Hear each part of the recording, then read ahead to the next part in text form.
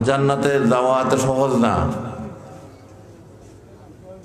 জান্নাতেই আপনাকে আপনার জন্য কি পাঠাবে, আল্লাহর কাছে দরখাস্ত পাঠাবে, এই লোকটা আমার দরকার। সুবহানাল্লাহ বলেন। আপনার কর্মকাণ্ডর উপরে জান্নাতে একটা কি দিবে, ডিউ পাঠাবে। ডিউ, এখানে ডিউ পাঠায় না, কাজের ডিউ লেটার পাঠাবে যে এই লোকটা আমার দরকার।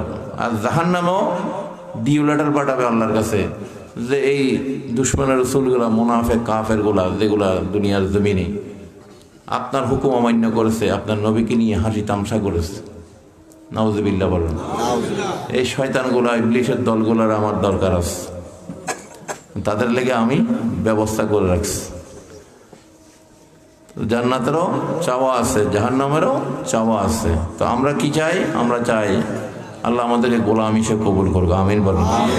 जन्नत दोजख से या रब में क्या करो, जन्नत दोजख से या रब में क्या करो, आरज़ू है मैं तुझे देखा करो।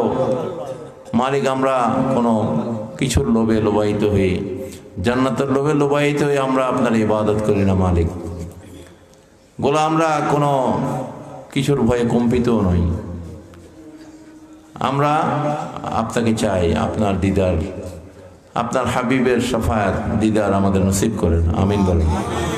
আমরা সেটার জন্যই ইবাদত করি, বন্দেগী করি, মালিককে পাওয়ার জন্য, জান্নাতকে পাওয়ার জন্য না, জান্নাতের মালিককে পাওয়ার জন্য।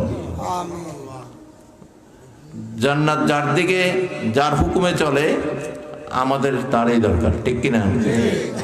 জান্নাত আমাদের আকাঙ্ক্ষা না, আমাদেরকে গোলাম হিসেবে কবুল করে নিলে আমাদের আর কিছুর দরকার নেই। দরকার আছে আল্লাহর হাবিব যদি উম্মত করে আমাদেরকে কবুল করে নেই, ইয়া রাব্বি হাবলি উম্মতি ইয়া উম্মতি ইয়া উম্মতি, যিনি আমাদের জন্য করছেন শাফাআত লি আহলিল কাবায়ের মিন উম্মতি।